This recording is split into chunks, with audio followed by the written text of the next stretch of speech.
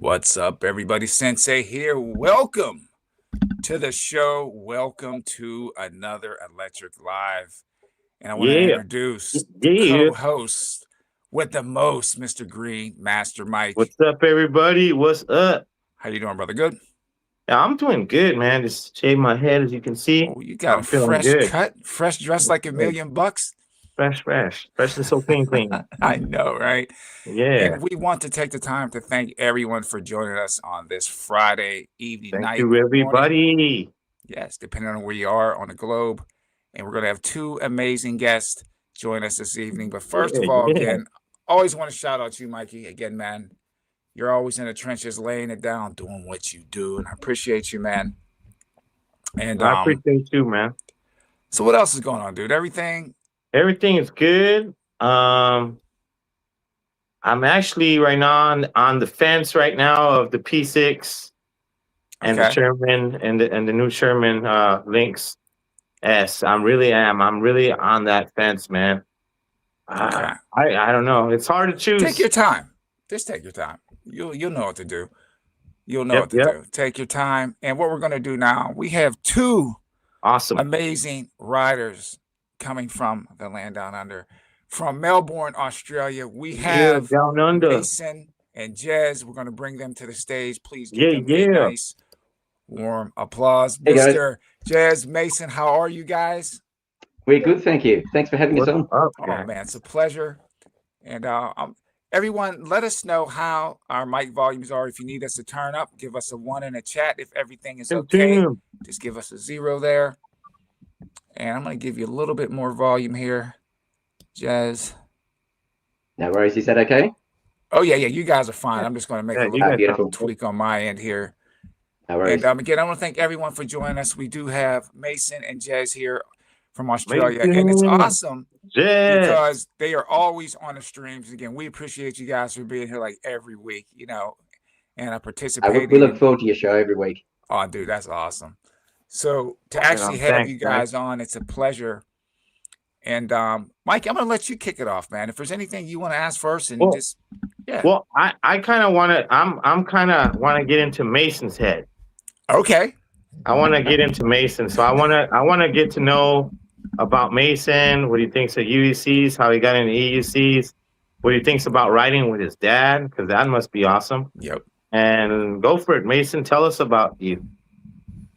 So, I'm 12 years old, and I started riding in December 2024 on the Kingsong 14D, and then I got an OSFA error. I sold the 14D to a friend. I go for a lot of rides, and yeah. Nice. Yeah. So how do you like the difference now from the Kingsong 14D to the Arrow? Because that's like day and night, right? Difference, right? Yeah, it's way more fun, to go on, since I can just bounce on it. Yeah, he loves the suspension. Yeah. Yeah. But you can go a lot faster now too, right? Yeah. Yeah. What's the 14D top out at? 18 miles per hour? Something like that? Yeah, in our measurements, it's like 30 kilometers an hour. Okay. I believe. Probably be around that. It's probably about what it is. Yeah. So and we know everything. The Arrow goes almost double that. Oh, it does. Yeah. Certainly does. So what do you like, Mason? Do you like trailing, or do you like going on streets, or do you like tricks? What do you like? Do you jumps? What do you like? I like just running in the forest near us. Yeah, we're lucky. We've got a forest literally just on the corner up the road. Oh, that's cool. That is super. We skate up there as much. And so how did you get your dad into it, or did he get you into it, or how did that go? My dad got me into it. Oh, okay. All right. And how'd you get started, Jess? How'd you, because what wheel did you start with, and what got you into it, and how did it? First started in 2022, about midway through 2022. I actually worked for a guy who, the year previous to that, who was was selling electric scooters, Surons, and he also sold a lot of Segway stuff. and he had a Segway Z10, and that I thing love looks. those. I never got a chance to ride it, but he used to ride it everywhere, and always wanted to have a go of it. Anyway, my employment finished there, and I always thought about it, and I saw that there was a V12 that popped up on the marketplace, and it had about 4,000 kilometers on it, I think, from a rider here who's been riding for years. Anyway, I had been chatting to him about it, and I ended up buying it. And that was really tricky learning on that, because I had no one. I didn't actually know anyone around here who. So solo bolo. Yeah. So I was like scooting along a wall and scratching up my. Once Grabbing I eventually, onto the fence. yeah, pretty much. And then I realised it was sort of easy to take off from a pole. I found that a lot easier, and just sort of set off and see what happened from there. And yeah, eventually I got that and started. I took that off road as well. I met another friend. I started working at a new workplace.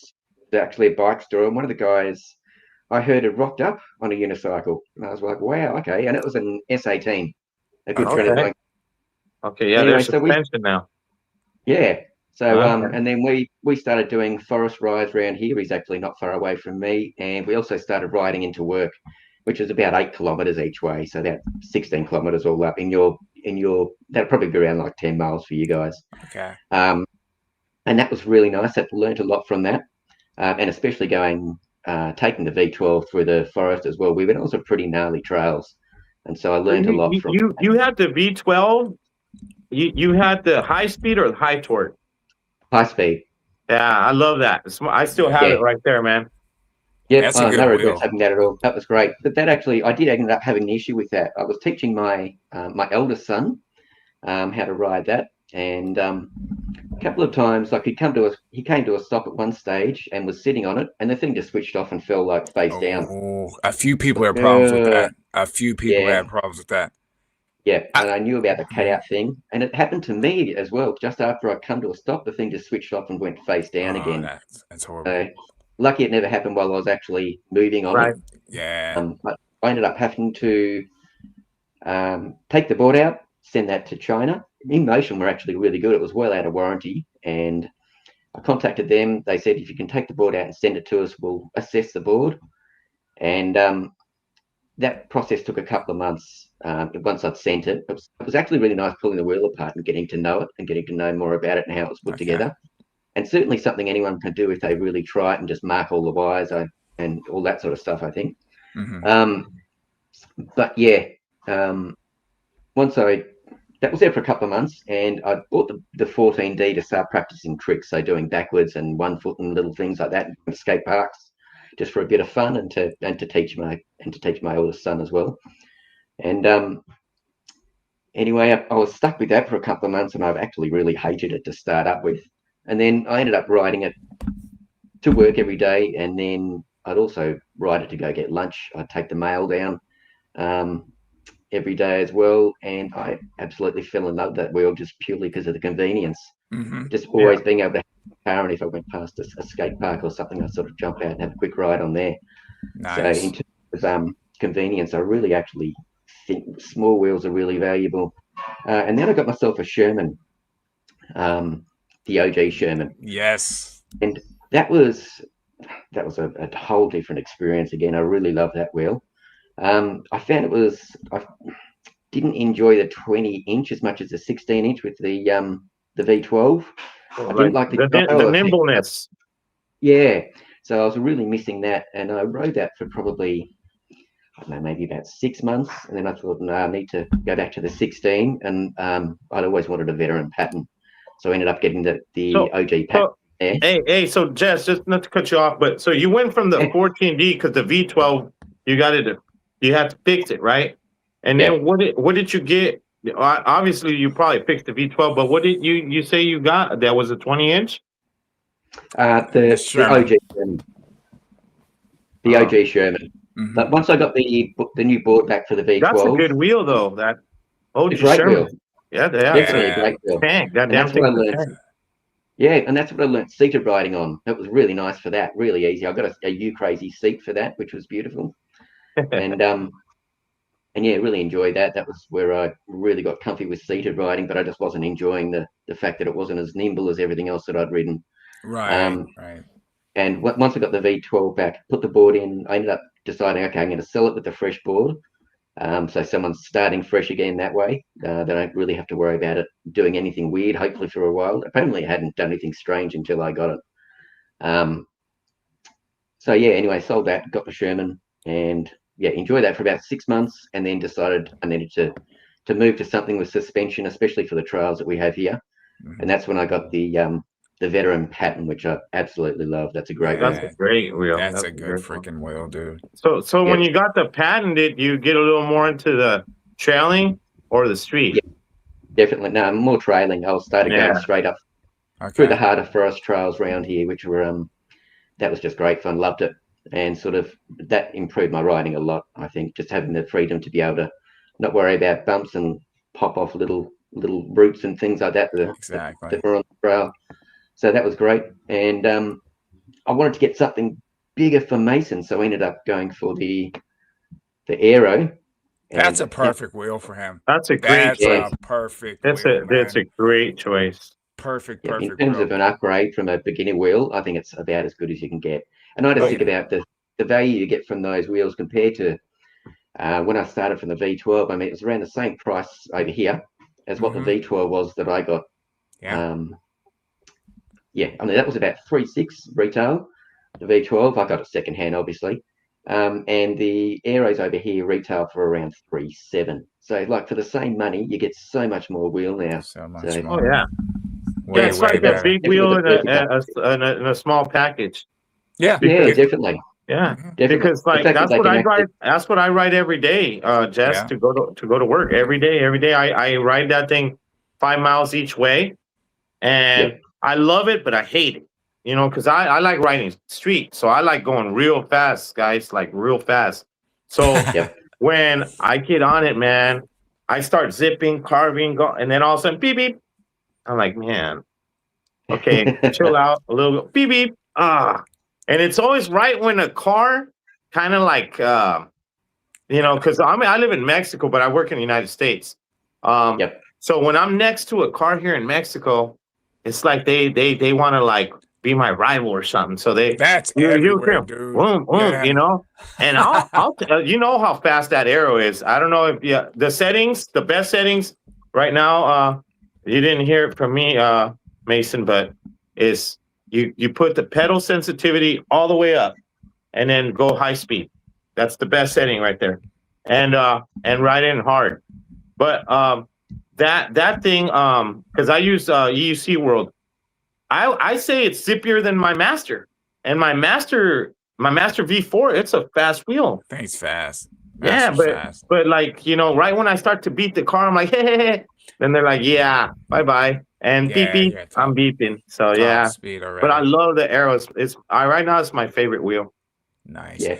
Hey, Yeah, we know one it too. second, Jess. We're gonna get some shout outs here. We got people in the crowd. We got Tim. Thanks for joining in. We got Dale, Electric Unicycle. Oh yeah, Mike, what's Australian brother. happening? And again, thank you guys so much for joining us on this Friday evening. We're here with Mason and Jezz, just Mason finding and out Jezz. how they got into the EUC game. What's it like, a father and son team rocking and a rolling, taking rides through the forest? What about the back? Now, is that basketball court? Is that directly behind your house as well? I see you guys riding on. That's actually it's at Mason's school. So I normally go Okay. and pick him up from school, and I take the wheel Nice. up every day that's sunny up here. I'll take it up to school and pick him up with it, which is really handy. That's a great place to learn as well. It's like a rubber surface, Okay. so you're not really worried about concrete. You still lose skin, but you're not really worried about smacking your head on concrete or anything like that. So that's really good place to learn. That's where I learned as well. Hey, and another question: do you guys wear gear all the time? Some gear? Are you a big? Because I'm a big gearhead. Because I've broken a lot of bones, so I wear it. I'm not gonna risk it no more. But are you more like, hey, as long as you got your knee pads, wrist guard, and helmet, you're good, or you like going all the way with it? How do you guys feel about that? It depends where we are. I mean, when I just go pick Mason up from school, I know we're not doing any high speed stuff in the little basketball court there. So I generally just take like his normal bike helmet, and that's really about it. We used to take his knee pads as well, but he's never come off, and he's not really going. It wouldn't be any worse than coming off a bike, you know what I mean? So I don't worry about it too much. When we go through the forest, we normally wear full face. We also wear wrist guards, gloves, so gloves as well, and knee pads. If I go on a group ride, which I went on a group ride a few weeks ago, I wear a motorcycle jacket, so it's padded on the back. It's that's what I was going to say for anybody that's watching. Those are good. Mason Jezz. Well, it's summertime for you guys, so one of the like mesh riding jackets that have the pads and everything in it, or if it's a little bit cooler, you can go like a lazy rolling or a Beyond Riders jacket with all the pads. They're great. I have a few of those, man. They work great because you just throw it on and you just go. You don't have to worry about suiting up like a Power Ranger, you know? Exactly. I just found that the jackets that's got everything in it already, so it's really the safest way. And if I'm going on concrete paths, I sort of think it's necessary. That's when I really gear up properly. But yeah, for light trails, we just do knee pads, gloves, or wrist protection, and the full face. Again, we don't go. You're not going too high speed through the forest, so off-roading's a bit different. But up the school, we slack off a little bit and just keep it pretty.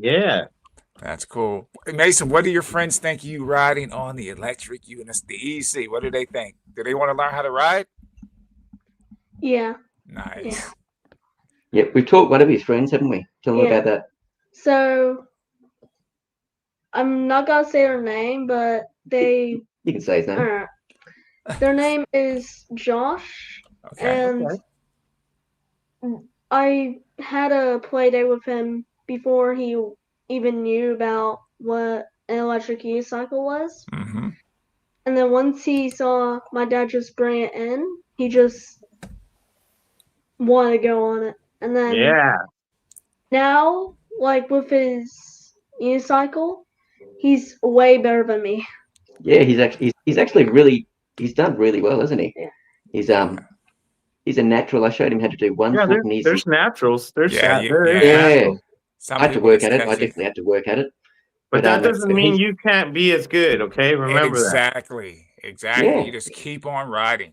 Just keep riding. Yep. About always pushing yourself just a little bit out of your comfort zone. That's it. Just keep at it, and you'll get better and better. Every ride, you'll get better and better. And remember, when you're riding, just relax. That's it. Relax, have fun, and let's make sure you listen to your dad. Always listen to your dad, you know. And he said, listen to them. So this is a question from Dale. So right now, he wants to know, what is your most desired wheel that's available right now? So that question's for both of you. Out of all the wheels that are out right now, what wheel would you like, Jezz, and what wheel would you like, Mason? Do you want to go first? You go first. Okay. I think for me, like I love my pattern, but I've sort of been tempted to sell that and go the Aeon for a little while, purely for the light form factor. It hasn't got the top speed, obviously, of the pattern, and it hasn't got as much headroom, but I would like to focus a little more on tricks and things like that with that, and jumps, getting a bit of jumping. So I think that's probably the most attractive one to me at the moment. I know everyone's sort of after the P6, but I'm not a high-speed rider. I generally I'm at the age where I'm not into putting myself in a position where I could be out of action for. Yeah, dude. I don't want to be smacking the pavement. How old are you, Jess? I've just turned 50. You're my age, man. Yeah, you guys are youngins, man. Hey, yeah, you're older than us. Guy's like 75, right? Close to it, man. You just don't look it.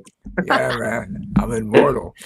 But no, that's cool. I like that. I think I said that in about 2 or 3 videos ago of mine. I said if I had to get any wheel, I'd get a stunt wheel. That's what I call it. Grab and go, as Kobe What about Mason?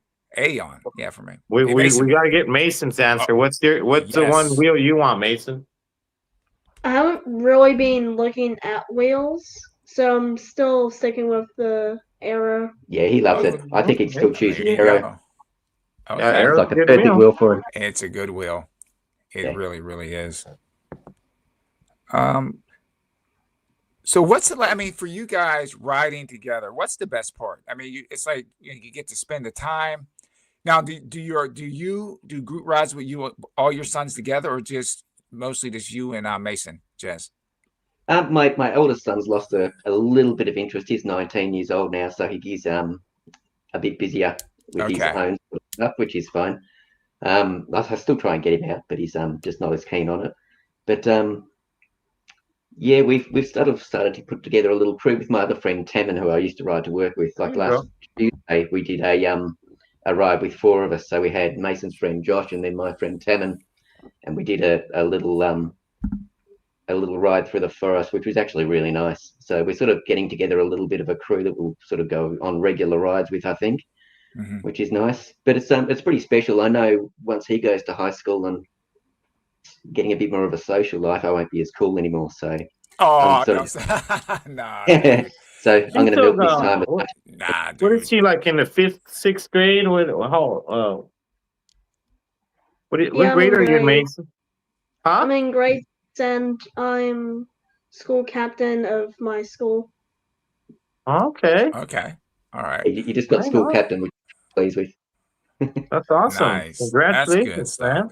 No, but these are good times, man. Like I said, to have that father and son bond, and and you guys are just rolling out on the wheel, man. That's Well, good times, man. because I have Yeah, four sons. Okay, I have four sons. My youngest is 24. He's about to turn 24.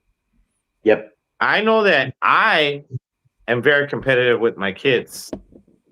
Yep. So the question is, Mason, do you think one day you're going to be better than your dad, or do you think you're better than your dad already?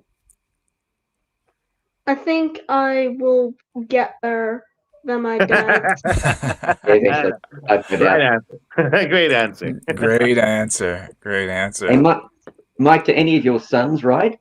No, man, they're all big dudes, man. Like I'll just tell you, my sons, they're like 6'4", 6'2", 300-pounders, 250. They're big dudes. Yep. They're like linebacker size guys. Oh, we got to I get them see. some Yeah, oryxes. they're not gotta into get them an that. oryx.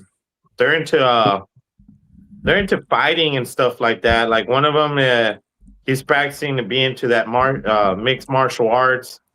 Oh, that's cool. Yeah, I'm into that, yeah. And they think I'm crazy because I ride, man. I mean, they think I'm crazy. They beg me to stop all the time. They're like, "Dad, you're gonna die. You're gonna die, Dad." Nah, I'm like, "Man, get out of here. You could die backing out your driveway." You know, that's what my That's- grandpa used to always say. it's So true. I'm gonna have fun and live life. You know. It's That's true. the way to do it. The most Yeah. common thing you tend to get from people is, "I'd kill myself on that thing." It's like, not really. You just take a No. measured risk. I wrecked more on my mountain bike than I have on a EUC. Yeah. I think used to the thing ride is, through the New thing York about City on that thing. AECs. Sorry, you go.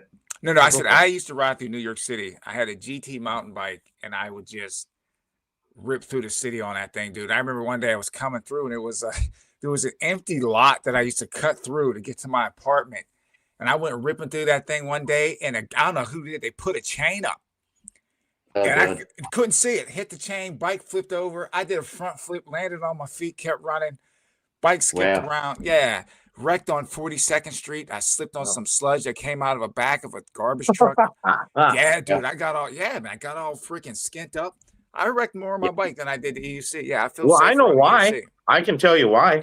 You want to know why? Why's that? Because you felt more comfortable on the bike and you were just going at it. And Yeah. when you're on an EUC, you start thinking a little bit how like Jess is thinking like, hey, I ain't trying to go fast. I'm not trying to get hurt. So you're more cautious on an EUC than you're on a bike, man. On a bike, you can probably look the other direction and not really. But you on know this what, thing, though? if you're not looking, you know. No, but dude, honestly, I feel, and I said this to my wife, dude, I feel safer on an EUC than I do a bicycle. The thing with a bike, the thing with a bicycle, once you're at speed, it's cool. But I feel more vulnerable on a bike. Because I know if something's coming, I can just lean a little bit and I can get out the way. You're out. Yeah. You're on a bike, you're like, it's dude, that's Well, that's because you ain't got a Suron, you know. You have one of those Suron bikes, you'll be out just like a EUC. Well, I'm talking a pedal bike, not an e-bike. Yeah. But I still prefer an EUC. I want to get an e-bike, but I prefer an EUC You over might stop an talking. e-bike. And oh, here's something from Dale. Dale said he was a natural, but it took a lot of practice, you know, for him basically to Yep. get to the harder skills. And he's a phenomenal rider. Yeah. One of the He's best. awesome. Where I do know you he's- stay at, Mason? What city do you stay at? I just What's the name of your place where you guys live? Is it close to like what is the what's the capital you guys have in Australia? He says Sydney. You're a Durham, Yeah, Melbourne. Sydney. Close to Sydney? Where I are we? mean, Or are you guys out like in the woods type town? Or is it the in city? like basically like the hill and the forest. So So you're it's a probably the little town. popular kid, huh? They're probably like, here comes that wheel kid. That's the kid, right? Yeah, we get a few people pointing and sort of That's- frowning a lot, don't we? Feels pretty cool, huh? But yeah, we're Oh. lucky. We live just on the forest. We're probably about 40 kilometres away from the main city here, which is Melbourne, Okay. Okay. in Victoria. Sydney's the next state up. Okay. And we're the only two states where it's still illegal, unfortunately, which is really Really? frustrating. Every Wow. other state, but in legal within limits, I believe it's like a 25 kilometre an hour speed limit. Mm-hmm. But yeah, it's sort of a grey area. Mate, all these things can sort of go faster than that anyway. But you got to behave yourself around police. I've ridden past Hopefully police. they get better, you know? Hopefully they start Yeah. getting better in the so, future. man. I'm hoping. I'd like to think so. I think a lot of it is premature laws that aren't being researched. They're just being put out, and we gotta like be like, hey, this Gotta ain't right, educate. you know? Gotta Yeah. educate Yep. people.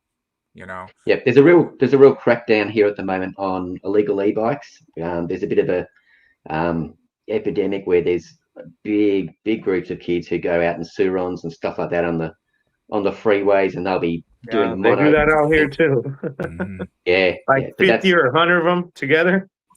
Yep. Didn't they? Yeah. Yeah, they're crazy. I believe it was on the news up here. I want to say it was in Australia. One of the big e-bikers, I don't want to say his name, I believe it was in Australia, where they had a huge group ride, and it made the news, man. It made the news. They're popping wheelies and all that type of stuff. Yeah, it's been a pretty regular thing on the news here recently. Yeah. And that makes it even more popular, unfortunately. Mm-hmm. Yeah. But yeah, no, it's a bit frustrating because it sort of adds a little bit. It puts a bit of heat on us as well. I'm sorry for it's so true. I'm gonna Yeah. get these 3 questions, and I'm laughing because Dale's hilarious. So he says he was thinking about selling his Oryx and getting the smaller trickle, and that's exactly what you said, Jazz, about that. I like the Oryx. What's up, And Dale? he talked about the capital, but this is the funniest thing, right? I like the Oryx. I rode Zen's Oryx. It's pretty cool. He says he has a warrant out for himself in Victoria for a ride his electric unicycle. And yeah, that's who the biker was. It was Sir Hey, you're Ronster. EUC outlaw, Dale. Oh, yeah. EUC outlaw. You're a real rebel. Yeah, but the Yeah. e-biker that was in Australia, I didn't want to mention the name, but the cat's out the back. It was Sir Ronster. He has a huge channel on YouTube. He was I down haven't there. actually seen his channel. I haven't seen his channel, but I did see the stuff. He rides the snot out of those e-bikes, man. Yeah, really Yeah. big channel. I like his channel, but I'll have to- yeah, I think up here, as long as you're not acting crazy, like the cops won't mess with you. You know, that's why I just chill ride. And it's pretty much the same here. Yeah. It's more highway patrol you've got to worry about. So I've ridden past police, just normal beat police, and they don't blink an eye. But if you're on the road, you're doing 80 kilometers an hour and you haven't got a helmet on, or even if you're doing 80 kilometers an hour, they're gonna do something about it. yeah, So- yeah. But So it I know should I change. did, I would definitely be getting pulled over, huh? oh, dude, like, Yeah. like even me, the speed limit where I normally ride is between 25 and 30. One of the main roads is like 35. That's why, like a lot of my videos, I'll do like 30, maybe a little That's bit the over arrow 30. speed. That's Yeah, arrow I mean speed. that's it. And then like on the back roads on some of the videos, I'll go up to about 40, a little over 40, but most of the time I'm cruising between 25 and about 32, 33 miles an hour. That's it. I really don't go any Yeah. faster than that. Yeah. That's a smart way to do it. Mhm. And I think one reason EUCs are a little bit safer is generally you've got you've got to be so careful and think ahead about what's coming up and plan for everything so much more.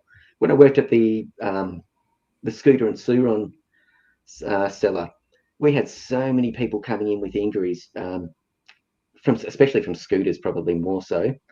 And I was amazed at how many people were coming to pick up their wheels that have been repaired, or their scooters that have been repaired, and that had broken jaws or arms that were messed up and stuff like that. It's just like they jump on and think it's safe because it's got 2 wheels. Anyone can jump on a scooter and do 70, 80 kilometers. Oh yeah, that's the scary. Problem. That's the scary part. Yeah, but you need genuine skills. They don't get the experience, you know. Yeah, yep. You ever see a person wreck on a scooter? How they do? It's just I went, just up and over, man. Yeah. And then that handlebar gets in the way. Yeah, man. I wouldn't want to go. It looks gnarly, dude. Yeah. Yeah.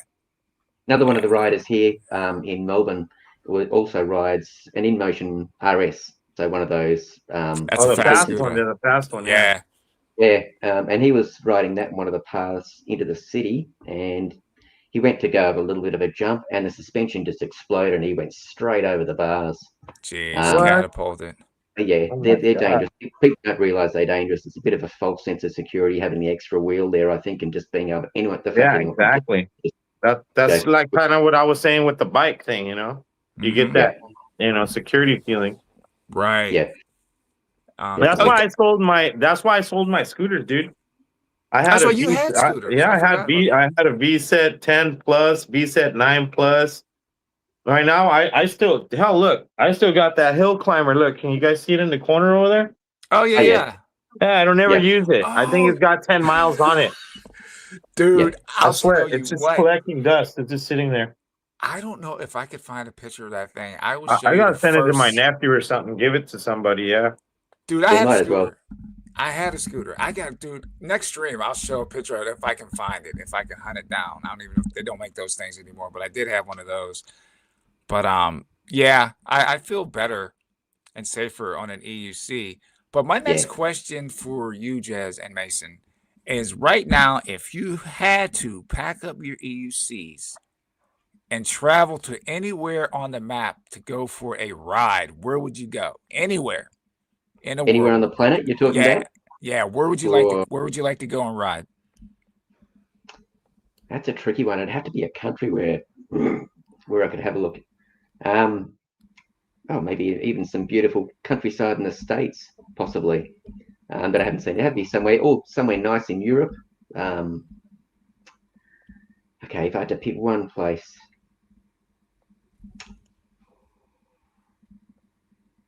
I think somewhere with beautiful mountains and things. I can't think of a particular place. He'd have to go ride with Marty and Roger then. Yeah, sounds good. Yeah, nice. They go on just rides. Yeah, man, they go on some epic rides, man. Yep. Yeah, Mount Baldy rides. Yep. Yes, they look awesome. Yeah, they do long rides as well. Oh my goodness, that is on my to-do list. Hopefully for this year, man. Me and Mikey hook up and we head out there and meet up in Cali and ride with Roger, Marty, Q, and all the rest of the Cali guys, man. It'll be fun. That'll be fun. I'm looking forward to that. That's going to be in the future. Yeah, what about you, Mason? Where would you go, Mason? Disneyland? Probably like Scotland somewhere. Scotland, okay. Nice. You guys Scottish? No. We're purebred Aussies. Okay. We're convict stock. I'm Irish and Mexican. I'm a mix. Yeah. Nice. No, we're offshoots of a criminal that was shipped over here from England in the in the 1700s at some stage. So he was sentenced to death, and oh my goodness, you guys!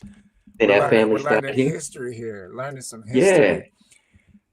Yeah. Okay. So, Jezz, what you see where we are in the world market today is, EUCs from whatever, LeaperCam, Begode, and you've been riding for a while. What would you like to see implemented on wheels? As far as like the technology, better batteries, more safety features. Solid state batteries. Okay. Solid state batteries. I think that's the future, definitely. Well, that's already coming. It is. Yeah. It is. I watched a thing on Freshly Charged last week about a show that they went to, and there was some e-bikes that they're using the first solid-state batteries. There's no risk of fire. They work well in the heat and the cold. Well, But I think battery technology is definitely the future, I believe- and in terms of safety as well, what InMotion has done with the P6, I think, and I mean, Hall sensorless operation as well. So if stuff like that gets disconnected, I think safety and battery technology, I think that's hopefully going to be the future. Even now, I was looking. I think it was China. They have a car that has this sodium-ion battery in it. Really works in the cold. They said it keeps up to 90% of its charge in really cold weather. I think it was like 30 below, unless it keeps 90% of its charge. That'd be a really good thing. You can cut this battery in half. Again, no smoke, no fire, no nothing. The sodium-ion battery is here. That's the future. Yeah. And you know, the thing is, Mike, we've been talking about this, and we kept talking batteries. No, they're not. They have the tech, man. They have it. They've been at it. They just got to put it out, man. They have it. Yep. Someone will be the first. I reckon possibly InMotion or Leaper Kim. We'll see.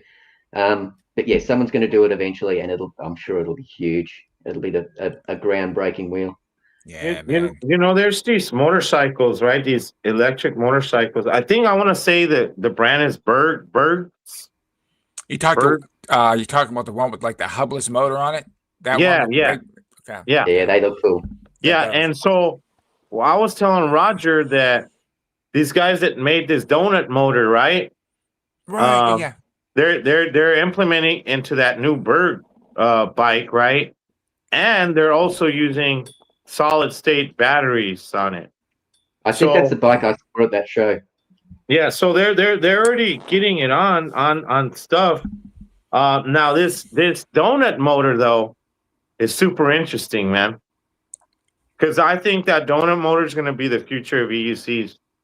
So you think they're going to have a hole in the hub, and it'll just be an outer ring? I know it's not so much that's going to be the hole. Is now you got space for more batteries and more things. Yep. I see. Yep. I see. That's cool. That'd be cool. That'd look awesome.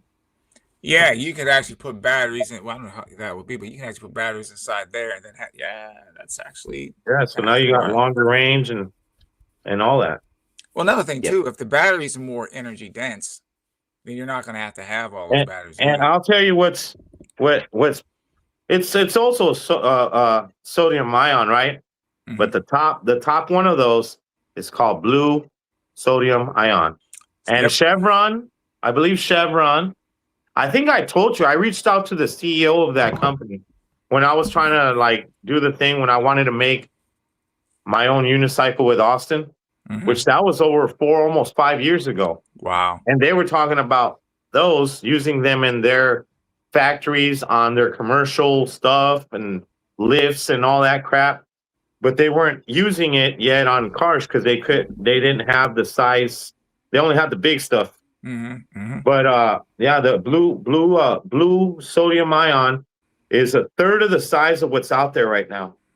Yeah. Awesome. And it has twice the punch. So just think about that. They would have to make the lighter wheels as well. That would Well, Mr. Willie Brady on it, dude. We got Willie Brady in the house.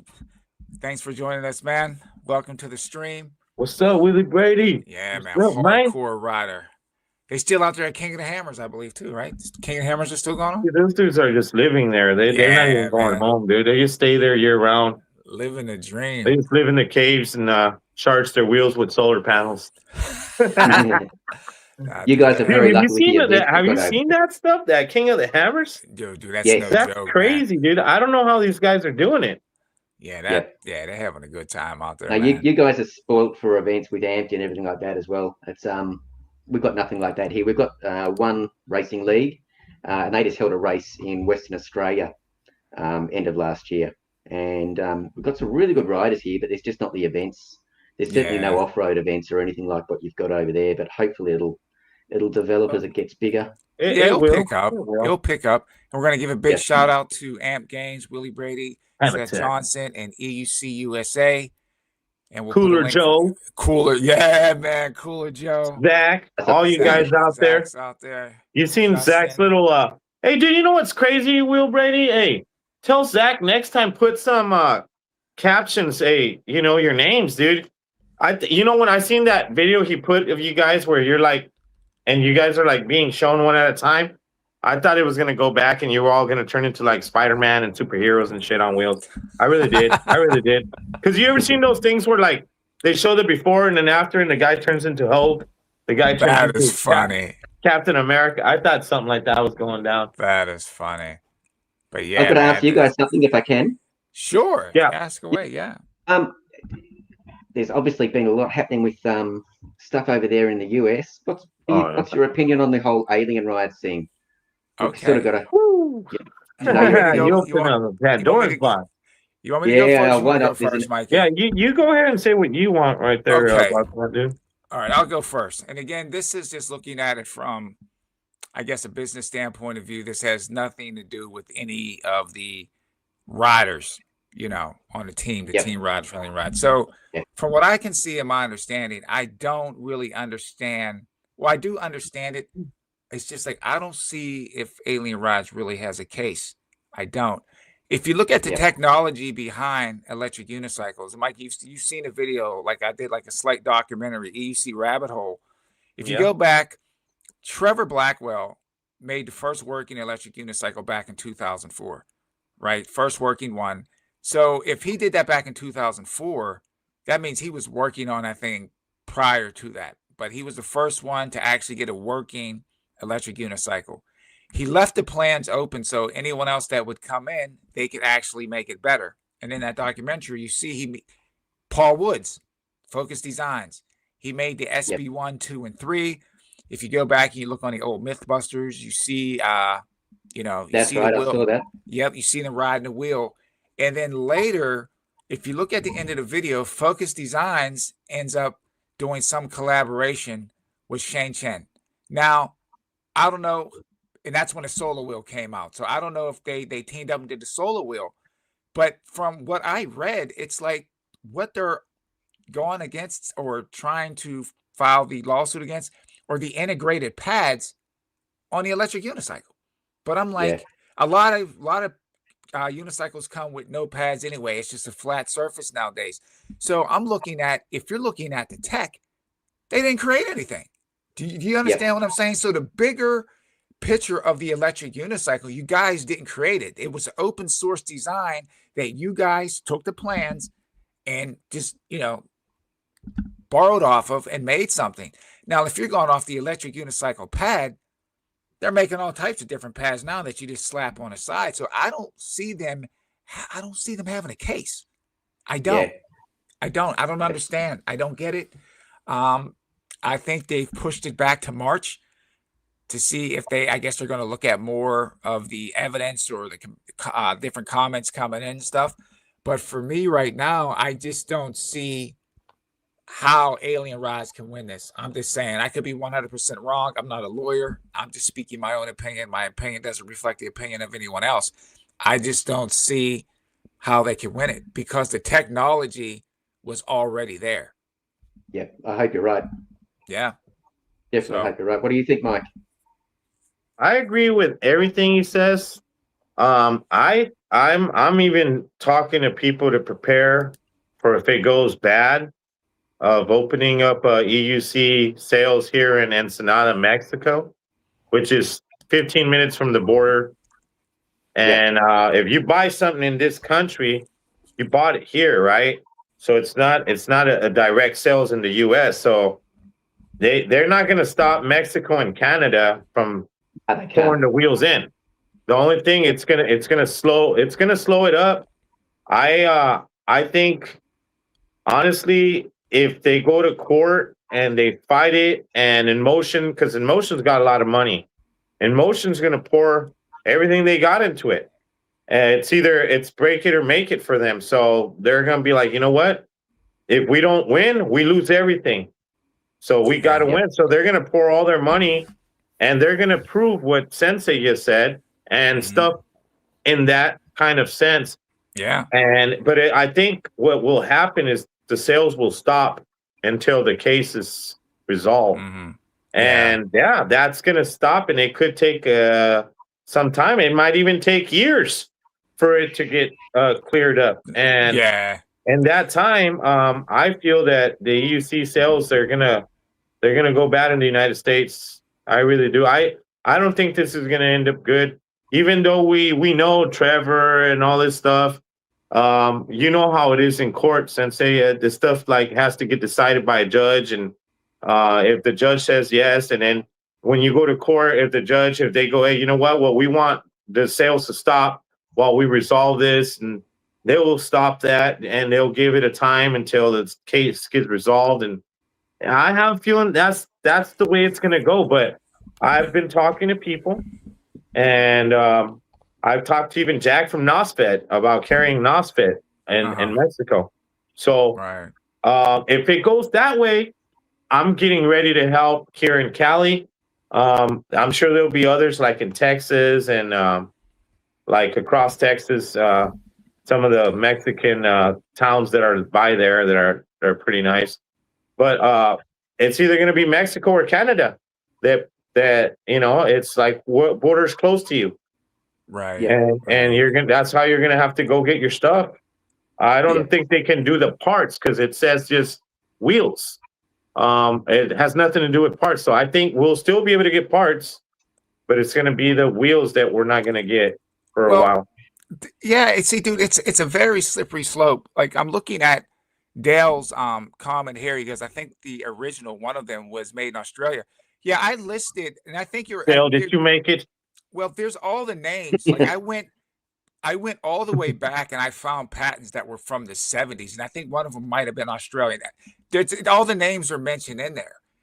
That's what I'm saying. I don't understand how they're going to really frame this to make it look like they did something that, was game changing. I mean, what wheels really come with the pads already integrated on the... Well, and motion is to get a hold of Trevor and be like, hey, dude, we need you to go up here in court, tell these guys you left it as an open source.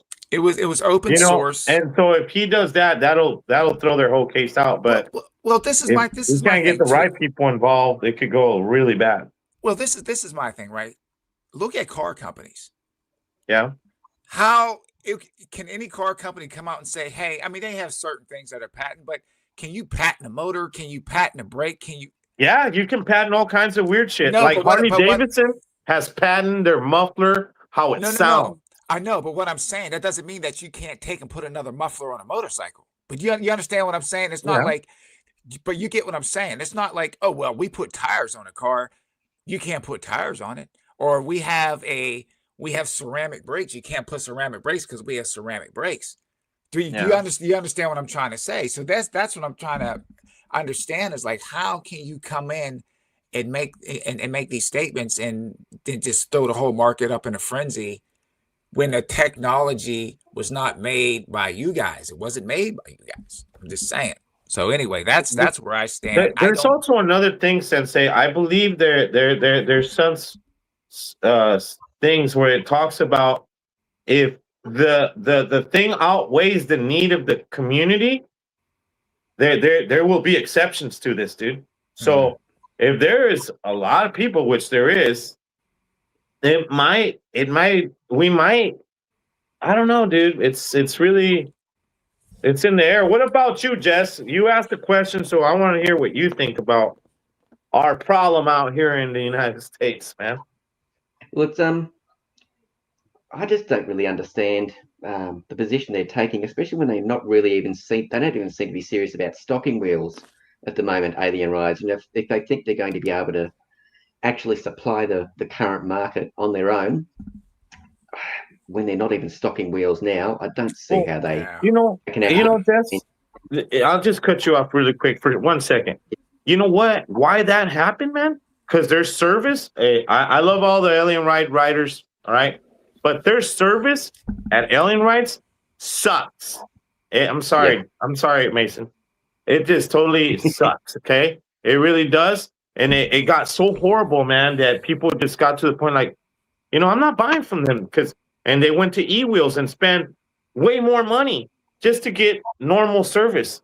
Because you Alien Rides, I mean, I don't know if you've seen No Nick Knows videos where he's waiting like 3 months for a charger. Yeah. So it's like they buried their own hole. So then when people said, "Hey, we're not going to buy from you because your service sucks," they got butthurt, and Kevin pulls this crap, and it's like, are you serious, dude? Like, oh my god, dude, what are you thinking, dude? Like, from what I heard, he's in financial problems or something like that, and this is a move because of that. I don't know, but I mean, I would have thought like, hey, you know what? I'm going to talk to the guys and tell me, you know what? Either I get some money or I'm doing this. What I mean, you guys, I'm not making any money. I don't know. He could have said something. I mean, I'm sure that they would have bought him out and they would have said, here's some hush hush money, and instead of doing all what they're going to do, because this is going to cost so much money that when we go to buy wheels again, the prices are going to be crazy expensive. Well, Yeah, the thing you have to ask yourself too is, if Alien Ride, I'm saying if, I still don't see it. That's just me. I'm just saying, but who's going to support them over here? Are you going to buy from them? Never again. See, I mean, if you look at the forums and on, the different and social media, and I'm gonna tell you, why? It's because of this move. I will. You know what? I swear to God, I give people a lot of chances. I think I bought a tire from them that every time I put an inner tube, it would pop it. I took it to a tire guy. He goes, "Oh yeah, the threads they weren't made right. They should give you a new tire." I didn't even want to deal with it. I think I popped like 4 inner tubes, dude, trying to get that thing to work. Never worked. I gave it to Austin. I don't know what to do with it, but I would have given them another chance, dude. I mean, they're San Francisco. I'm from the Bay Area. They're literally from where I'm from, dude. So I would want to support a Bay Area store, But then they did this, and it's like that's a dirty move. That's a very dirty move. And it just shows me, if you're doing something like that, and on that scale, I'm a nobody. What are you going to do to me? So I would never, ever. I say all the alien riders, they need to bail right now, and find new groups to get with, or let's start. I think I'm going to talk to John, and I'm going to talk to Grillo Mike, and I'm going to start a Rebel Rider racing team. And I know a couple of these guys got money, so maybe we could do something like that, because they need to get away from that. That thing's like it's toxic, and whoever's near that, they're just gonna get stained by what's happening, man. It's bad. It's bad, dude. Yeah, I wish it could have been handled different. So I was talking to someone else. I'm not gonna mention the person's name. I was talking with someone else. And we were discussing this, right? And I was like, well, why couldn't they take Alien Rides, maybe do an exclusive? And they asked me, what do you mean by an exclusive? What about the Nick AR? That was a smart move. The Nick AR, you couldn't get it anywhere but Alien Rides. That was smart. Yeah. Extra lights, bigger battery. Now you could order from overseas, but you couldn't. No one else had them. Only they did. Only they did. That was a smart move. So what I'm saying is, why couldn't you do other business ventures like that? You understand what I'm trying to say? They should have did that with all the wheels and been like, hey, whenever you want the special edition, you got to buy it from Alien Rides. Yeah, they didn't try nothing like that, dude. You know how cars come out with limited edition stuff?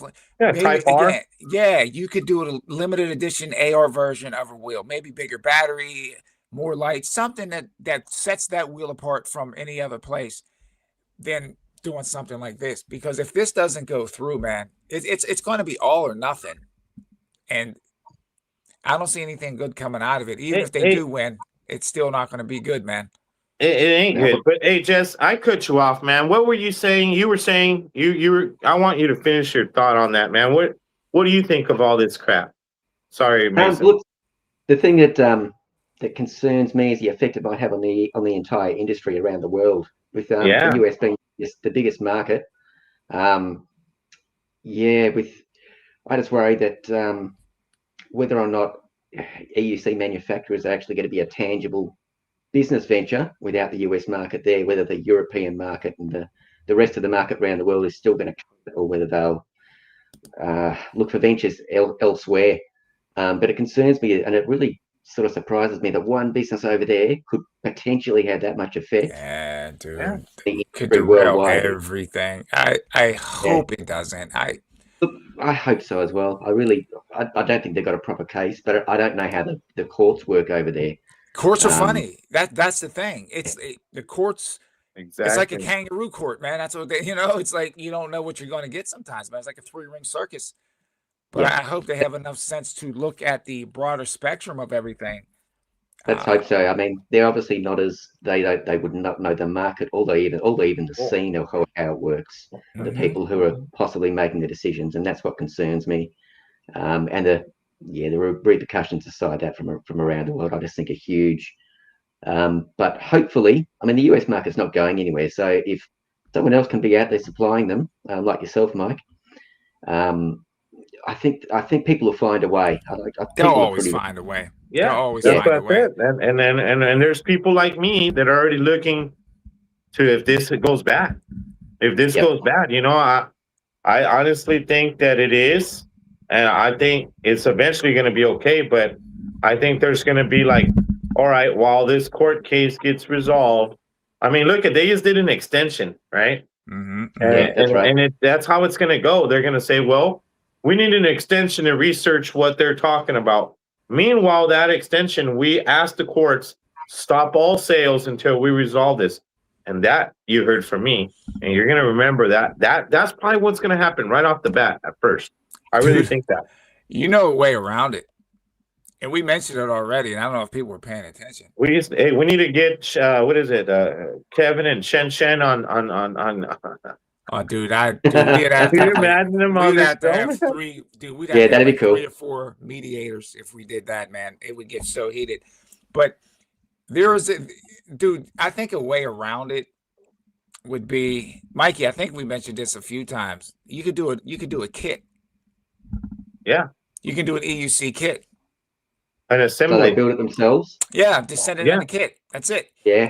I'm not sending. Yeah, you build it yourself. You send it in a box, and you just assemble it in when it comes to you.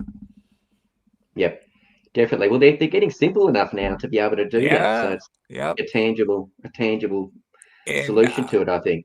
Yeah, and that would give them the incentive to make the wheels even more streamlined, so you could assemble it quickly. Yep. Take the guesswork out. I don't mean to sound negative, Jess, but I think between me and you, I think you should get you a couple of control boards, some stuff like that right now before this crap goes down. I thought about it. I'm ordering another board for my Master V4, because I don't know yet. I don't know. I'm just gonna order maybe a board, a motor, extra stuff because I love the V4. I'll never sell it. Mm-hmm. Just like the V12 high speed, I'll never sell it. It's right there. There's certain wheels that I'm going to keep always. So, but I would suggest to all that are listening to me right now, start buying parts, start buying the stuff that that will go out if you crash this thing. I mean, inner tubes and tires you'll always be able to get, and pads and pedals. But stuff like motherboards and motors and that kind of stuff, maybe the shock systems, I don't know. I think people need to prepare for the long run right now, and everybody needs to start getting ready. What's the saying? Hope for the best and prepare for the worst. I think that's what it said. But hopefully things get all worked out. Like I said, I'm leaning toward the side of I just don't see a case. But again, I'm not a lawyer. I'm not a judge. Definitely not a jury. But I hope that everything works out. But we do have to give a shout out. Simon is in the house here. Ultra Supreme. What's up, Simon? Grillo's getting grilled online at the moment. Yeah. Well, that's too bad. He's a rebel writer, brother. You know what I mean? Grillo's and he's a good dude. He's just, he's a good dude. I like Mikey. I've got to race with him, hang out, talk with him. He's a good dude. That Ultra Supreme. Don't be saying my secrets out, man. I just think I'm gonna get him across, homie. You're too funny. Yeah. What else? So on a lighter note, hold on a second. Where is it? So Willie Brady's saying, Mason and Jezz, you should come to some races in the United States. You guys, that'd be awesome. Guys, come and visit us. You got friends here, man. We'd need to borrow some wheels to be able to do that. But yeah, that'd be cool if someone wants to fund us flying over there. Well, dude, if you guys ever come over this way, you always have a wheel with me, man. You guys can always borrow one of my wheels. I appreciate that. Always. One day. I'll tell you what, if you were to come, that event where Will Brady's at, that King of Hammers, that would be, if you're into off-roading, that would be something that even if you didn't ride, that's an awesome event. It's huge. That would be fun, man. That would be fun to do that. It's like 250,000 people go to this event, Jess. Oh, wow. I didn't realize it was that, man. Yeah. It's a lot. It's insane. Wow. I would have to get sponsored with a wheel, though, if I was going to go do it, man. There's so much stuff to look. They got trophy trucks, all kinds of stuff there, dude. It's like even if you're not riding, you're enjoying it because you're just seeing cool cars and stuff everywhere, and bikes, dude, and people doing crazy stuff. Yeah, and I just think to be able to meet a bunch of people who have the same interest as well would be a dream come true. That'd be awesome. That's the best part. I want to go, Will Brady. That's one of the best Where parts. is King of Hammers, Will Brady? It's in Cali, right? Yeah, it's in the desert out there. It's out here in the California desert. Out in the desert. But yeah, I think that's my favorite part with the EUC is just being able to meet people that have the same common interests that you do. I mean, I've met some really cool people over the years, man. Really, really good people. And yeah, wouldn't trade it for the world, man. Good stuff, good people. Great people. Fun. Yeah. Yeah, definitely. So we got Dale saying, what about Pagode? They effed over Seth. They didn't pay him for months. Now Lim has the burden. Hopefully they don't screw him too. Both great guys. Yeah, Seth's a good dude, man. I wonder what happened with that during the week. He's from there. Hey, he's from where they're from, dude. They ain't gonna mess with him, dude. They're not gonna mess with Lamb, dude. Hopefully not. They've got to have someone doing service over there. He'll go over there and do some crazy shit. No, they won't mess with him. What's that? Well, yeah, they've got to do something. I mean, they're obviously trying to do the same thing as In Motion, trying to have a service center over there so they could service all the wheels. That would be smart. That would be smart to have a service center over there, especially right there.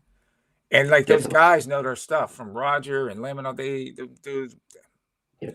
I was wondering what happened with Seth because I saw E-Ride Life were meant to be the agents for them, and then suddenly I saw the thinger for ESC Underground come out last week or the last few days, I think it was.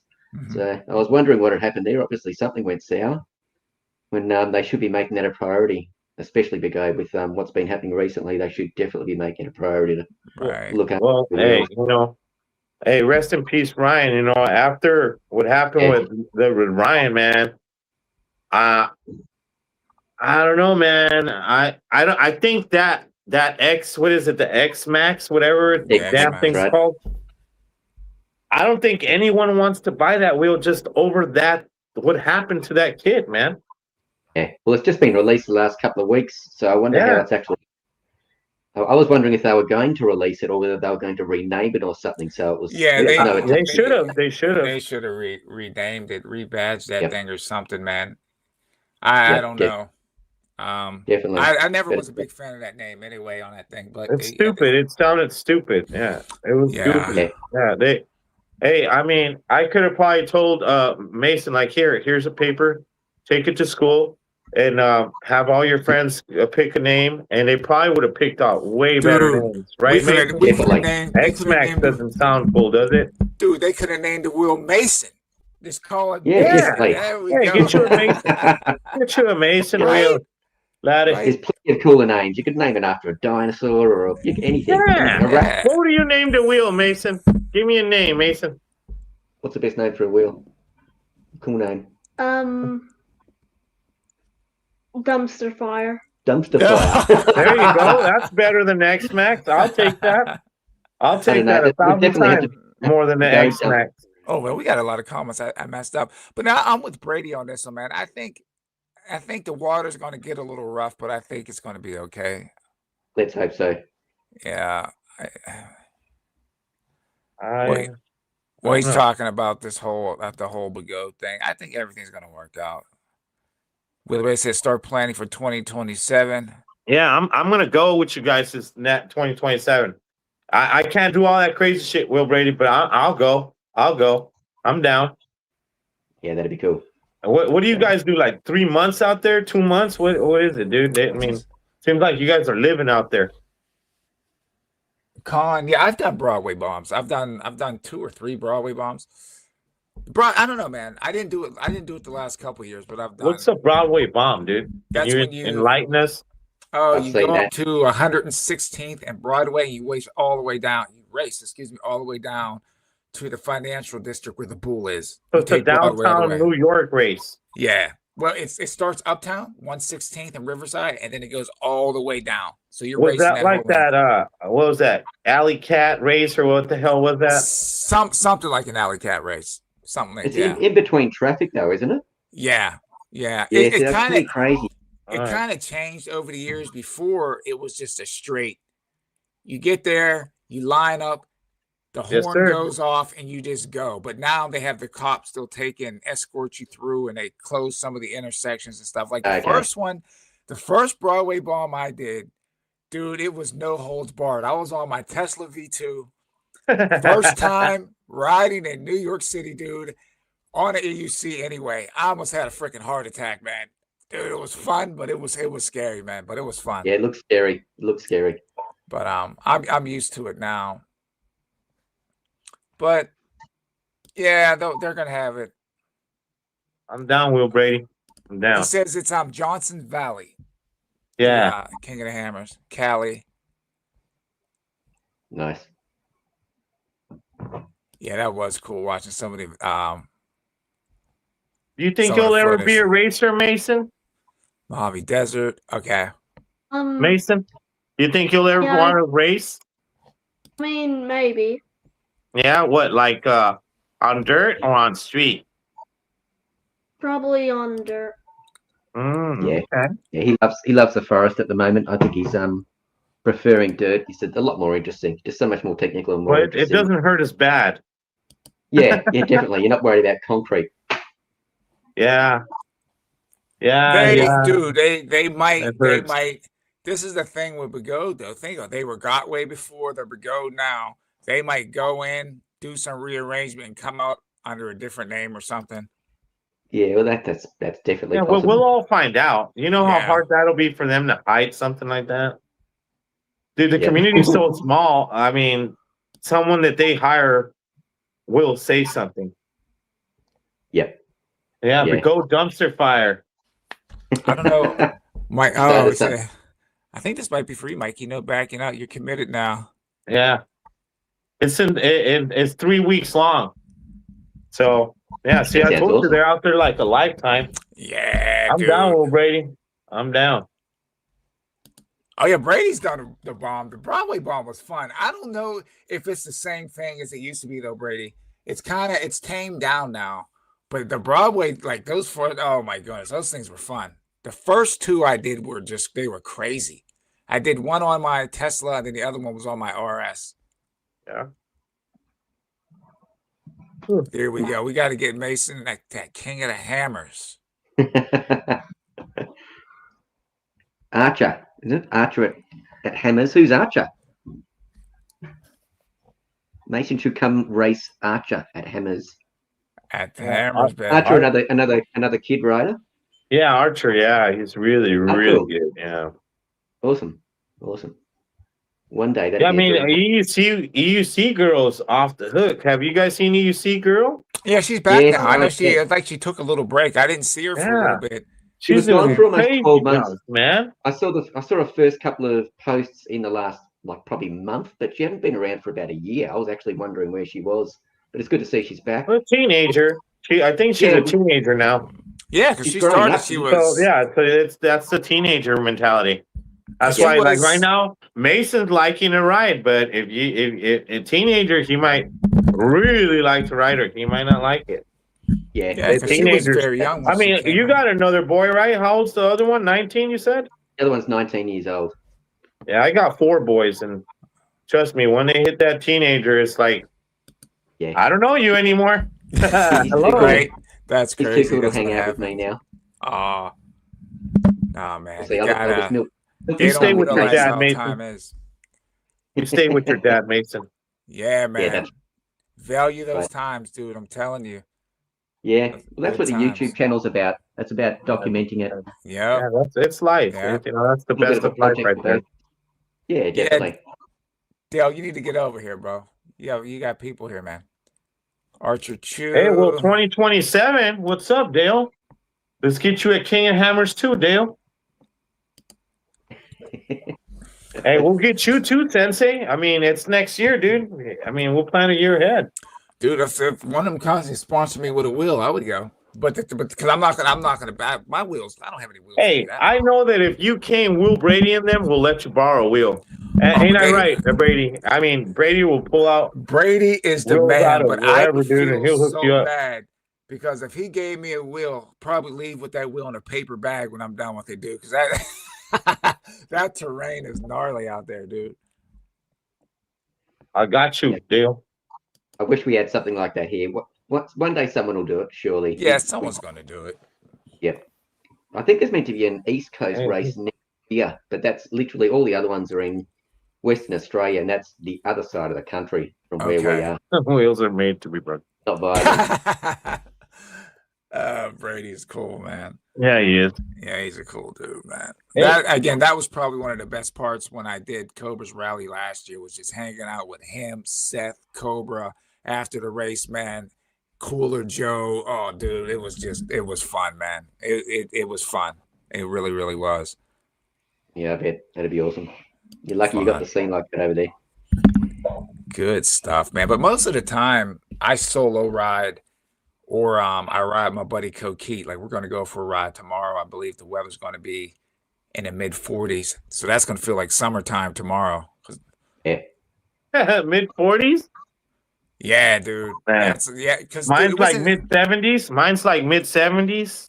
It's beautiful this weekend. Dude, it's been single digits. With the wind chill, it was like 10 below, 11 below. We're breaking records up here. So I'm going to go out in shorts and a t-shirt tomorrow. There you go.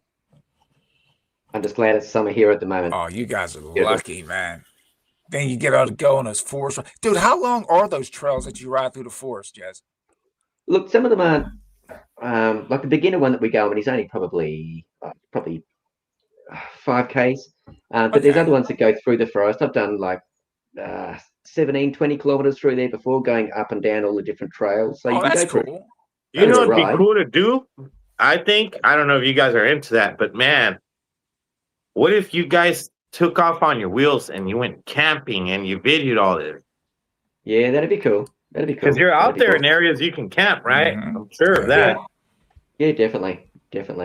One of these days. My other half isn't really into camping. Have you seen Doss's journey? Those things were awesome, dude. Sorry, what's that? The Doss. Sorry, I couldn't hear you. Doss. What? I think that's his name, right? Doss. Doss Shorts is the channel. Doss Shorts. He's I think Asian guy, right? And he went from, where is it, New Jersey up to Canada or something? New York on a wheel. On a wheel, 700 miles, man. Yeah, and he's documenting the whole thing, and he's sleeping in a tent. That's freaking awesome, dude.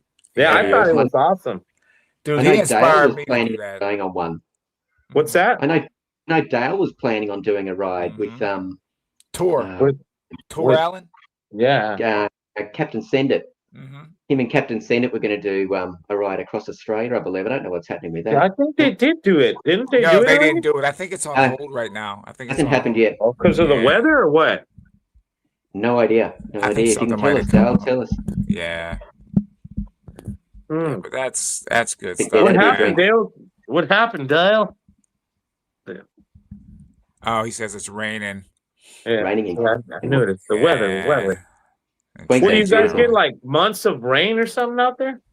We do in winter, but up in the Gold Coast where Dale is, they get tropical storms as well. So they get a lot more serious storms. They have cyclones up there. We don't have cyclones where we are down here in Victoria. So it's a bit of a more tropical climate up where Dale is. It's also beautiful. Like, it's a very big holiday destination up there. Beautiful beaches, beautiful forest. Yeah. As well. They've got yeah, he would have some awesome places to ride, and he doesn't have to worry about the law either. But yeah, a bit drier down here. So when it does rain up there, it rains properly. I'm just surprised. Like it's normally warmer up there than it is here. Mm-hmm. So yeah, he's spoiled in the location he's in. He's spoiled. It's beautiful up there. Oh, that's funny. Hey, Willie Brady's asking, what's your favorite wheel? That's what Willie Brady's asking, Jezz and Mason. What's your favorite wheel? Yeah. My favorite wheel at the moment, I've got an OG pattern. I think that's really my favorite wheel. That's pretty much the perfect wheel size. I love the 16-inch just because it's more more nimble, more fun. You still get a bit of fun factor. The only reason, the reason I'd like to switch to the Eon at the moment is purely because of the 10 kilo less weight.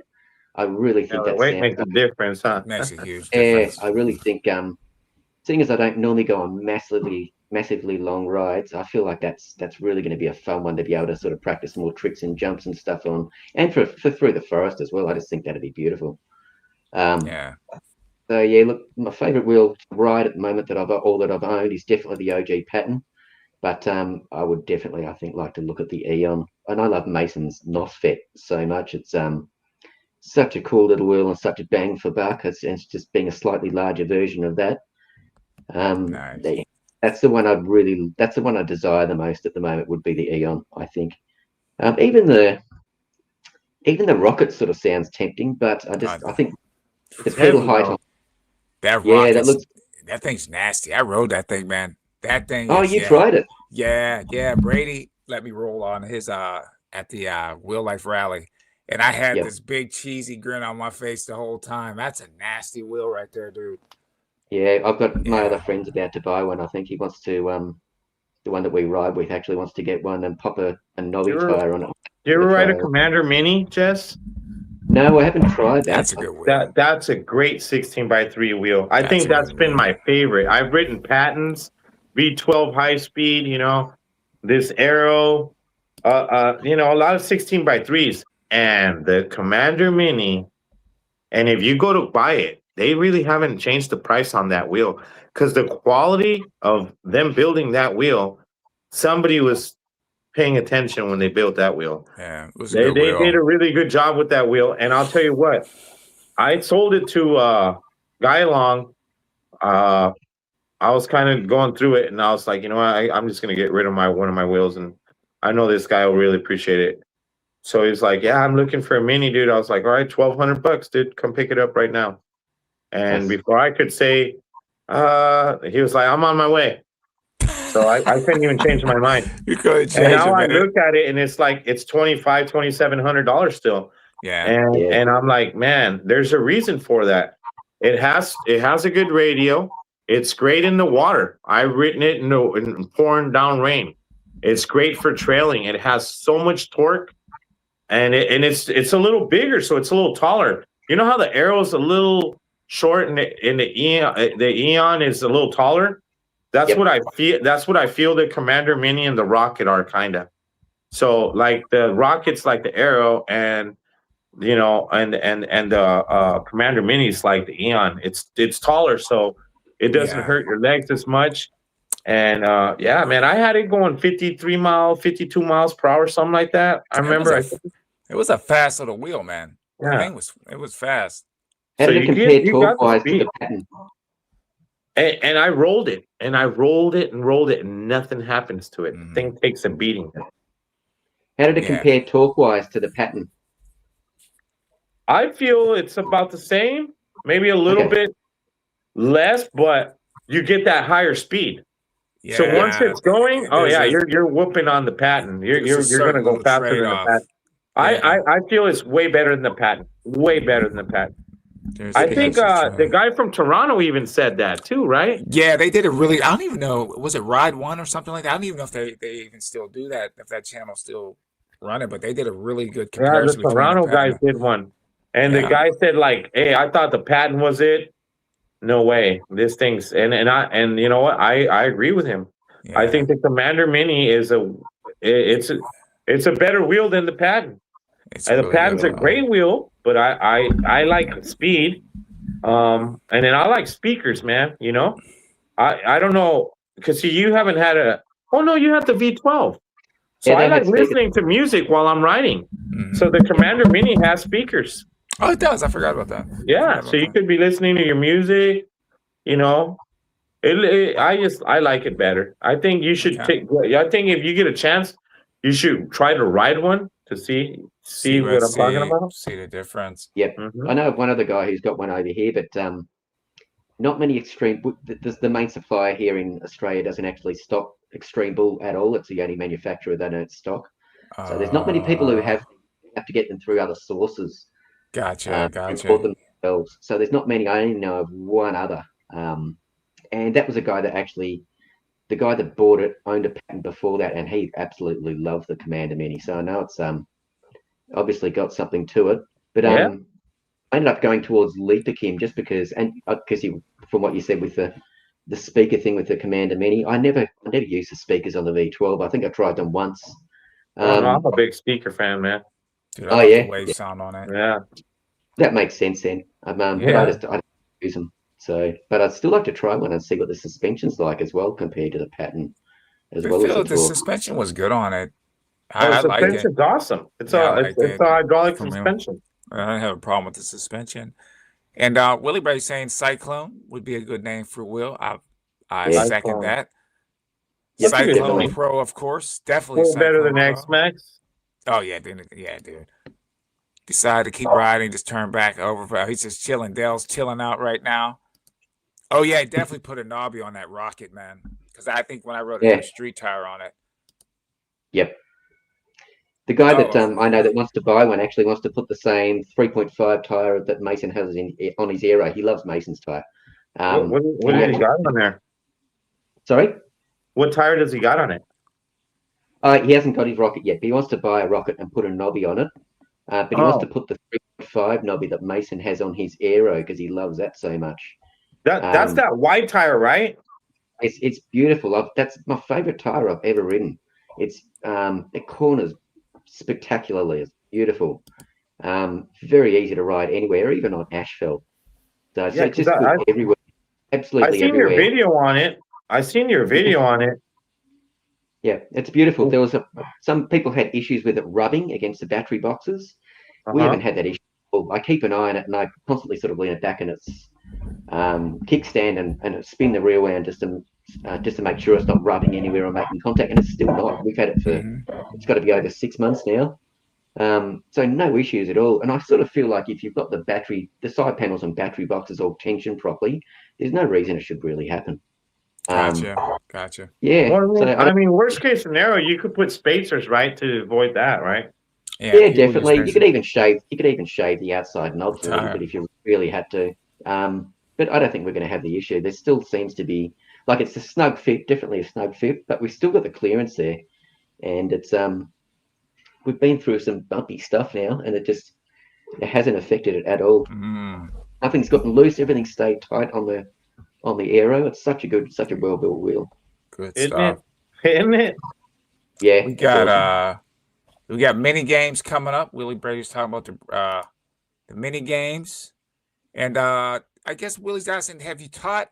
And I think you answered this question. If you can just repeat it, if you taught any of your friends to ride, Jezz or Mason, but you said you've taught some people. Yep, definitely. Mason's friend Josh, which he told you about before.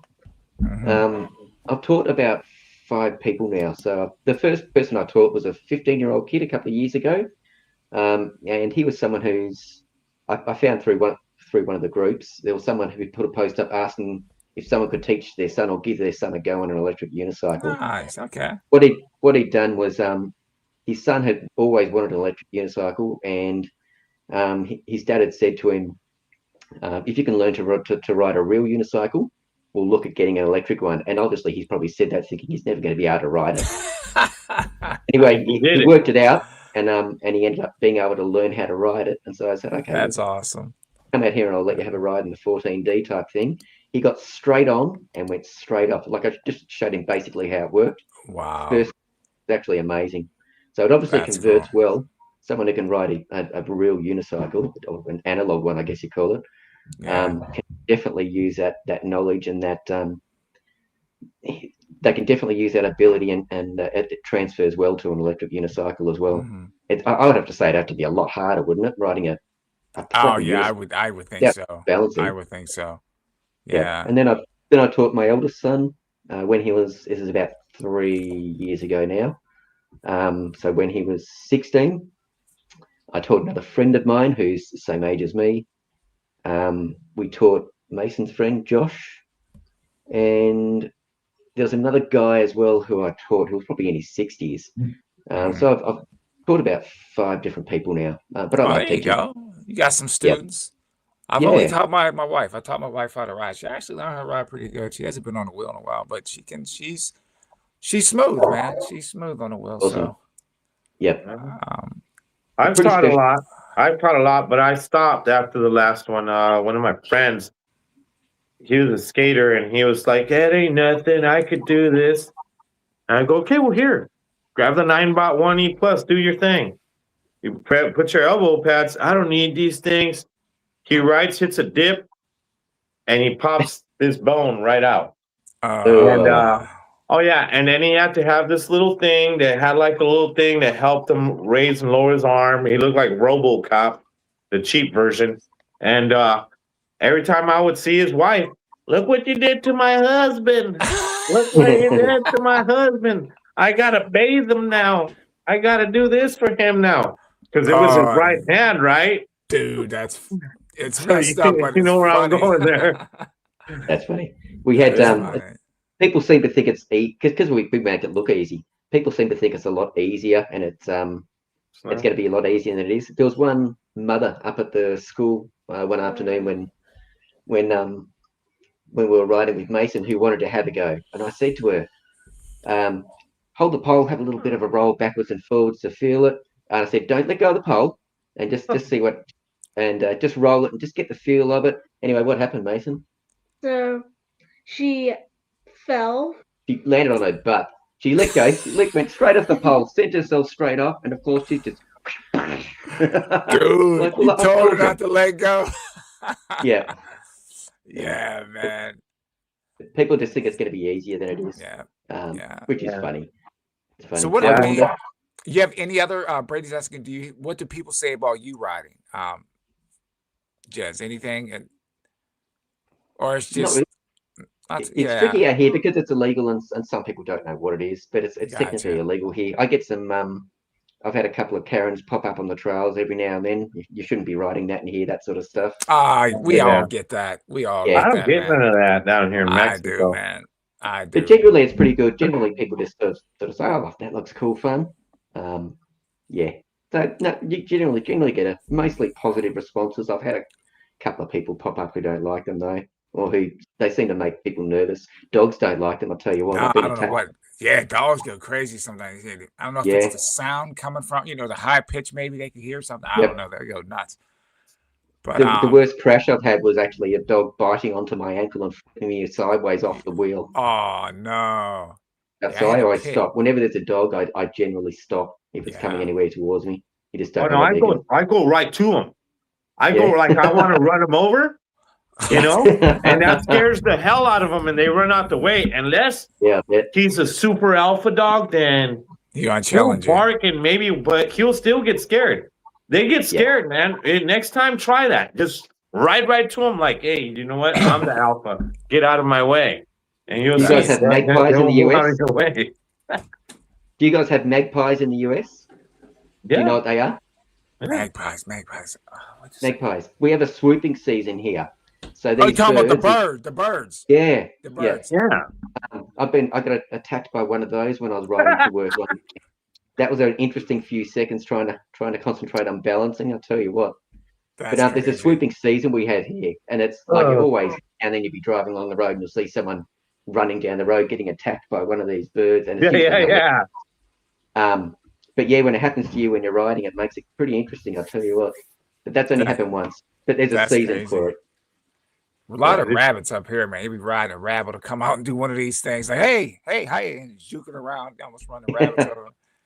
But what about group rides? Dale's asking about. There's 2 groups in Melbourne. Do you guys ever ride with them or? Yeah, yep. I went for a ride a few weeks ago with the guys from the eastern side. There's an eastern and a western side. So guys in the western all go out. They actually go out every Friday night. And then there's a few less frequent ones, and that's a group. It's like a southeastern. Victorian group. I went out for a ride with them a few weeks ago, which was awesome. I met some amazing riders. Nice. There's some really good riders in Melbourne and Australia, but you'll never see them. They don't post on YouTube or do anything. I did get to meet Mega Obi. I don't know if you guys know his stuff from Instagram. Oh yeah, I see him fly on the V14. He was on a. He was on the P6 last week. He borrowed a P6, which another guy got, and he did like 120 kilometers an hour on that thing. Jeez. Absolutely crazy. But he's an amazing rider. He can ride. Yeah. But everyone I rode with the other week was a really good rider. So yeah, we got some really good ones in Australia. You just won't see them. They don't post on YouTube or do anything like that. But right. Riders. Yeah, that's what they say. Some of the best riders are unseen, you know? Someone just don't want to. They don't want to be around everybody, dude. Just do it. They just want to do their thing. Yeah, exactly. So you don't see many of them posting, but yeah, we definitely got some very talented riders, and they were going up to. At one stage, they went up to this little lookout thing, and there was a big set of stairs coming down there. They all just go straight down the stairs, and pretty spectacular stuff. Some daredevil riding. Yeah, but that was the first big group ride that I've been on. When I say big, it was probably 7 people. There are bigger ones that they do. This was sort of I guess probably a mid-sized ride for around here. But it was good fun. It was sort of a last-minute one. It was a private event as well on Facebook. So it was only a few people who were invited type thing. And I bought my first EUC off the guy that organised it. That's how I sort of ended up there. And I took my other friend along as well. But yeah, there's some really talented riders that unfortunately you'll never see. Or maybe they'll post some stuff on here at some stage. Group rides are always fun. Brady said it's great. He learned how to ride an analog unicycle first. It says it's better to learn first on that. So that's cool. I didn't know you could ride a regular unicycle already. Never knew that. Interesting. That'd have to take some practice, I reckon. Well, it works that the muscles the twisting way more. Yeah. So by the time you get on something that's pedaling for you, plus you got a pedal, yeah. It must be like boom, you're ready. Yep, for sure. I reckon it'll make the transition very easy. I'd still like to have a go. I've been tempted to buy a. Dude, I almost bought one last summer. But we'll see. One day maybe. One day, good fun. Good challenge. I was saying the same thing as far as with the analog. And good, I'm man. good. I'll leave that to you guys. I'm good. I'll stick to my EUC. Con saying he taught his wife how to ride. Yeah, man, my wife she got good. Hey, did you see the comment where Simon said he hit a bird and the dude caught it behind him? Oh my God, dude! I was riding one day and a bird hit me in the chest and got stuck in my jacket, dude. Oh shit! Yeah, I had reached in there. Yeah, flew in there. I was like, threw it out. Yeah. I heard that story about E. Simon. He was actually on the group ride that I went on, and he told us that story there when the bird hit him and his friend behind him caught the bird. That's crazy. Funny. Hi, Simon, if you're there. Yeah, dude, dogs are the worst on riding. Mike's right. Yeah, dogs get. Yeah, they scare crazy. me. They get crazy. I'm telling you got to go at them. Trust me. Try it next time, and you'll see. They will go away, and you're gonna be like, "What? It worked. It really works." I believe it. Oh yeah, bats are kind of crazy, man. A bat will dive down on you. Bats will nose dive on you, man. Yeah, but I mean, bats. I mean, why would they come at you? They're all sonar, right? So yeah, but man, you don't know what's. They might think you're like food or something. Hands waving around the crap. Yeah, dude. Okay, they'll dive down. When we were kids, what we would do when the bats would come around, we'd throw rocks up in the air, and they would actually dive down toward the rocks when it's coming down toward the ground. So they would come swooping down. Yeah, man, they'll nosedive on you. It's crazy. Well, that's crazy. Yep. Yeah, later, Simon. Yeah, they've got big ones where Dale is as well in Queensland. Simon, thanks for joining in, man. Appreciate you for. Hey, when are we gonna have that Sunday thing with Go George? Is it this week or next week? Or do you know? Yeah, I reached out. I'm just waiting for the green light because he said he has to talk to the other guys. So as soon as they get back with me. We'll have No Nick No, George, on a Sunday. Ryan, and Bryant. Yeah, on a Sunday. Suicide Rabbits. I'm sorry. Yeah, that's Wiener going to be a Crew. great show. Yeah. The Wiener Crew. All right, Simon. Thank you for joining us. Yes, Simon. Appreciate you, man. Thank you so much. For Simon's a good guy. Yeah. The Suicide Rabbits. Dude, that's yeah. We gotta get that on a t-shirt, man. They don't survive, dude. They don't survive, dude. I mean, I heard you could yell at a rabbit and they'll die. They die for, all you do is hit them in the back of the head and they die. If you sneak up behind it, I heard that too. If you yell real loud, they get scared. Poor little guys, man. As a kid, I hit one in the head by I hit it in the head with an apple, man. I think jumped up and did like 5 flips, like, yeah, man. They scare easy. We've got a plague with those here at the moment, rabbits. They pop up every now and then. I like rabbits. Good meat. I've eaten it before. The bird. Well, I love rabbit. I think it's better than chicken. Oh, man. Oh, you eating the poor bunny rabbits? Yeah, what's up, Doc? Oh, Bugs. That's your new name, Bugs. Bugs is coming. I know what Dale's talking about with this comment here as well. Literally, one group is all ride pagodes and the other group is all leader Kim. One of these guys, dude. the guy who runs the West Side rides. Actually, You're talking about over in where you're at? Where you went on that group ride? No. So in here, we've got 2 main groups. There's an East and a West one. The Western group, the guy actually imports, or he does group buys direct from Pagode. Oh, I know the guy you're talking about. Yeah, Neil. Yeah. All those guys ride Pagode wheels. Just about every one of them, because he gets them a bit cheaper. And all the other ones, they're all, Dale's just saying they're all Leaper Kims and stuff like that. It was actually a pretty good mix. There was actually one of the, I think Simon was on a Pagode race. But there was an extreme as well. Divide. Yeah, the rest were in motion, 2 in motion.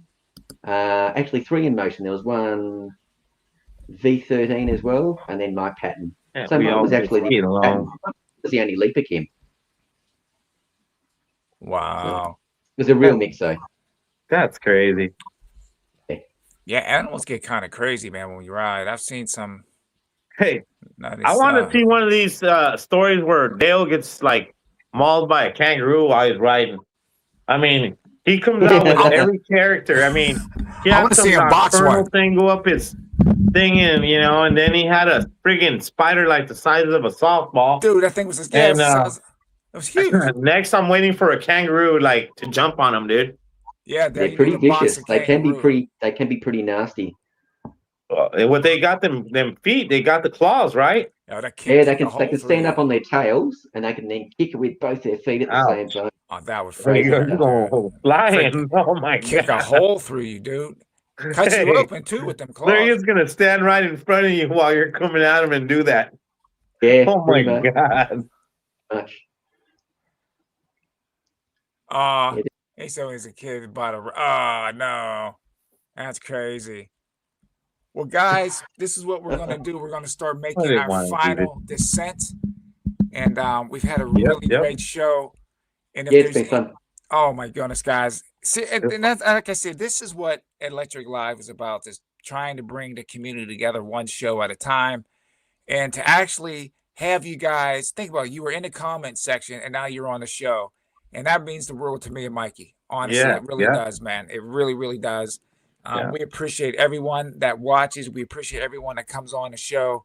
And, just to find out what makes us all tick, like you had said before, Jezz, we all have a common interest. We love to ride. And that's what it's all about.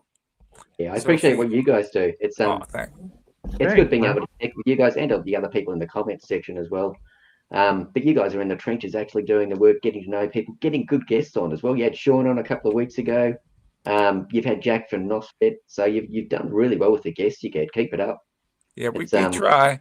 We're going to keep it going. We have a good lineup coming. We have some good guests we got coming. some really good stuff coming in the next few weeks.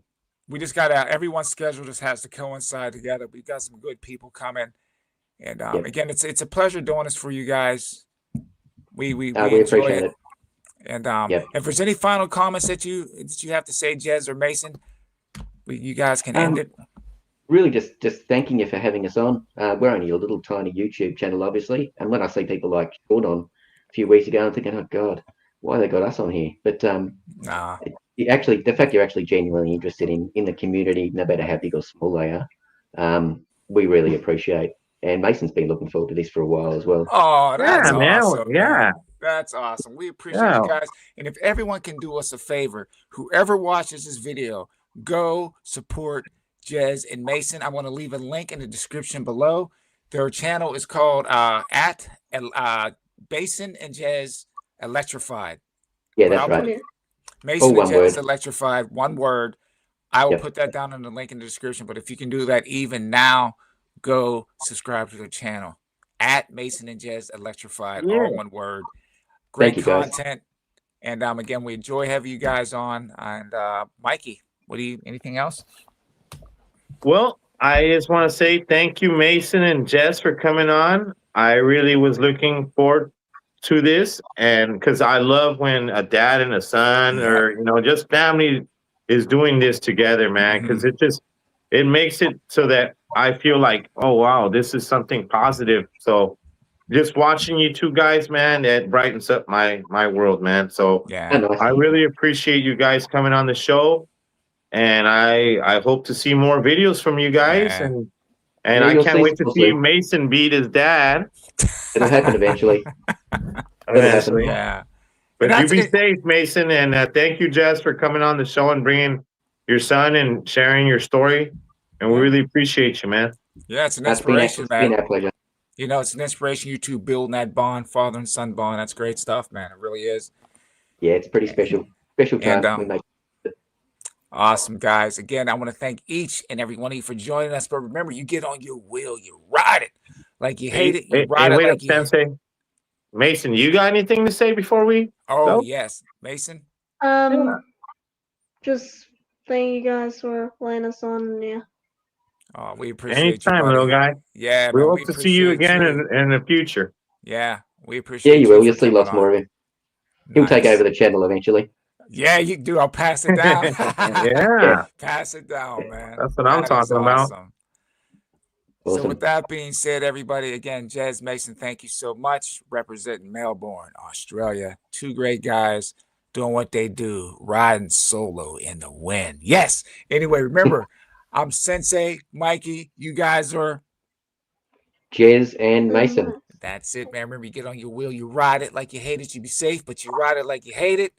I'm Sensei. Hello. Good night. Good night, guys.